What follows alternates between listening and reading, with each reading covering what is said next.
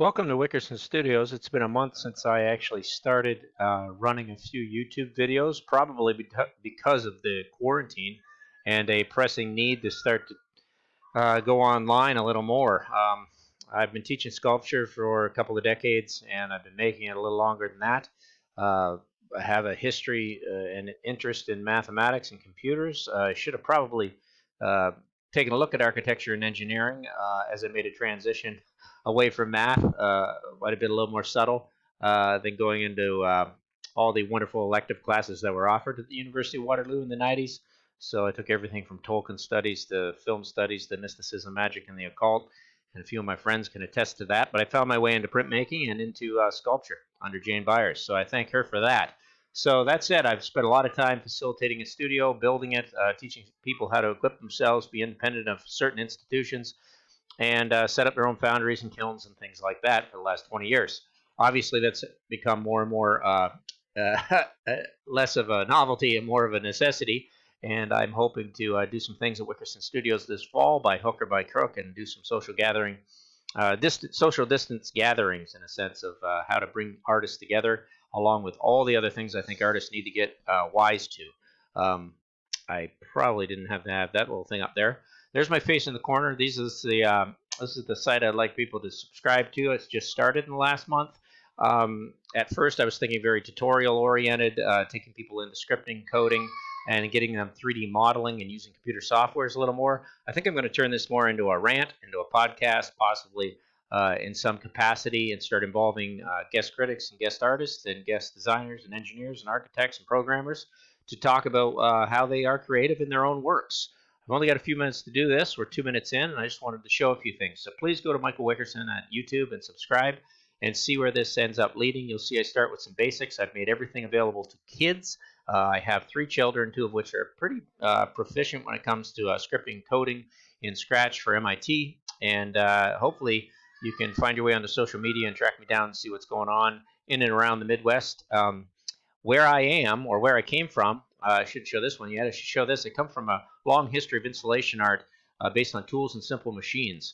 And you can see that all the way back to my land. And then continuing from that, I probably can draw over here. These are just some highlighting shows since the mid-90s and things I like to make and script and do things like that. So I'm going to pull my picture up here. And Resting Machines was in Toronto, Ontario, where I was kind of based out of after undergrad before I went on to grad school for visual arts. But I invite you to take a peek at what's going on here. I've just jumped into my Facebook, which I didn't mean to. But you can always look at michaelwickerson.com and see what's going on. In the last 10 years, I started probably at Seven Rivers building these kind of wooden structures. This is the bullhorn structure. I actually lived in it on Christmas Day with my wife, Beth Allison, at the time. These doors are cast at a nickel. I've done a lot of iron pours out there. That's in 2007. We've got structures that were brought in from outside. They range from here, Kansas City, to Spain, and on my international travels. And I didn't mean to skip ahead of there. But I give you a chance to kind of peek through until I bought this land and turned this land into basically burn down the barn on it, have 10 acres out in Kansas. And that's where it's a real playground for artists and designers and anybody who wants to work along with what we're doing. That's been a long haul of getting into what's happened all the way up to 2016. I certainly have built kilns, buildings. I invite anybody to have a look at it. It's I make a lot of things for props and videos and photos. I work collaboratively internationally, and hopefully you find that interesting to 2016. Right about that time, I had my 3rd child, which was Ella. I started a series in 2013 with a fellow by the name of Jarek Rodich and Eric Neulenbelt. They're both based in Holland right now. And his series of photos came out here and documented the land, which you could see those old photos. By 2013, I translated it into quite a playground. And this was a series called Fire Over Kansas. Neighbors' donkeys showed up. I have a bit of a farm out here. There's a tad bit of guns, an Onagana kiln that never really functioned because of just the cost of it. And then here's a picture of Hamlet's Mill, me residing inside of it.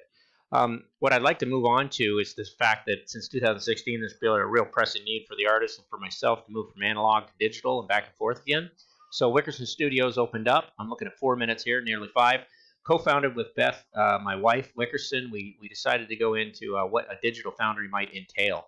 And we believe that artists need to keep pace with technologies, improve digital literacy, and collaborate with engineers, architects, and programmers. There's a big gap between let's say, data visualization on the research end of things to the actual front end of visual artists playing around with single iterations in a sense of getting into repetitive patterns, algorithms, codes, using math and logic a little more in their work.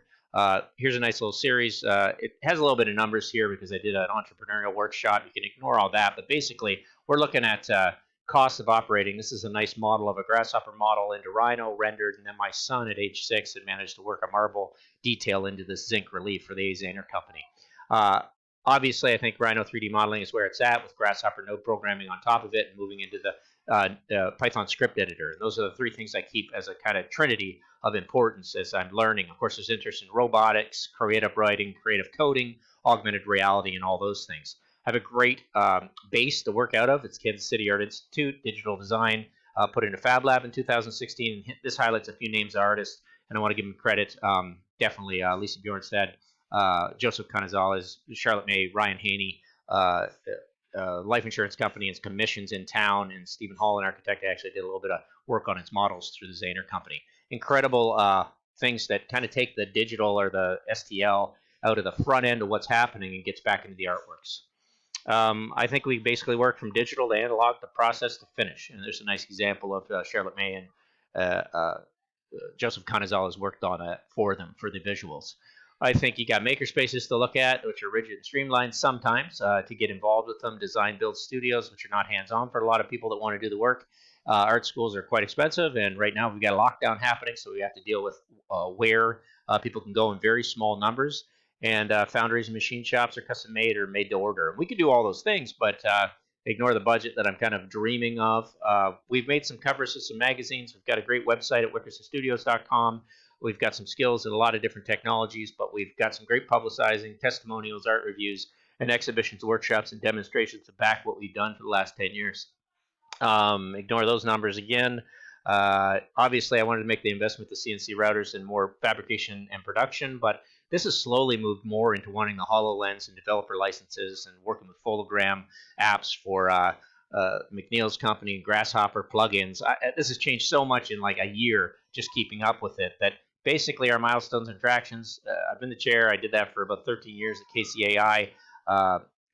Consulted on the Fab Lab while that was being built into the facility there at KCAI, operated Wickerson Studios for over 10 years out here, offered an alternative school of the arts since the beginning of it. Don't have too many grads. I think we have one official grad, but there's no tuition, there's no administration associated with it. Hosted residencies and art workshops, and I've collaborated and worked. We even talked about a design at the Zahner Company. The team here is basically my family. My wife handles all the digital programming on one end, front end, and HTML and AR Spark and things like that. I like digital modeling. I like computational arts. I'm still an art professor full-time. Contacts, if you ever wanted to reach me, Mike Wickerson. That's basically it. We're at the 8-minute mark. Forget the membership fees right now. There's no reason because nobody's coming out. But basically, I think it's your design, your build. We facilitate a lot of that. We work collaboratively, and we can work on a sense of membership. That continuing, digital analog, ran through that. And I ran through that as kind of one of the culminations of this international.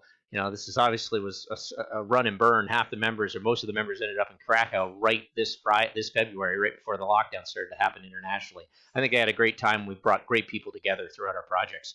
I do have on there a journal. If you actually go up to the top and you click under my head, this journal, you'll see the beginnings of it and the beginning documentation going back to 2019, where I realized digital lectures were essential for teaching. I deal with a whole sense of programming at Wickerson Studios and what was essential for me to learn. Digital modeling through Rhino, Grasshopper for Rhino. Have an interest in robotics. I have my little pitch that I'm kind of doing to you now, and I have it basically month to month as what's inspiring me. Got the little review here. Resources for digital sculptors.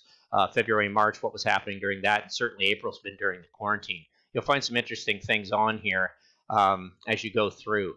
That said, please subscribe to Wickerson Studios. We're just about at the 10-minute mark. I'm very excited to see what the future of this is. If we may move to podcasts more. The videos are very personal. I think there's a bit of humor to them. They're usually early morning videos with lots of kids making tons of noise in the background. And I'm very excited about this, and I should actually subscribe to myself. Well, I'd have to log in to do it. Not too many subscribers right now, but we've certainly started.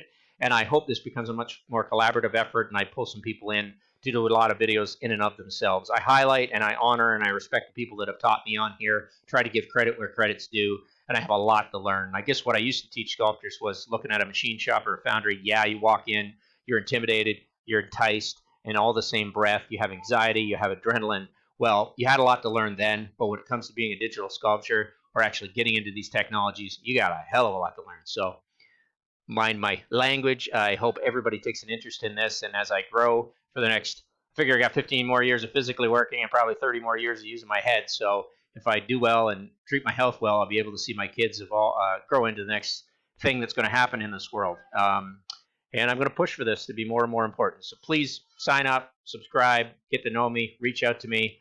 You're going to find I do some pretty interesting creative things, and I'm not into it for the tutorial approach, but there's a few examples of here that I felt like scripting the Bible in Grasshopper would be interesting, followed up with the Tao Te Ching. And that is geometries inspired as a sculptor through text that I'm reading.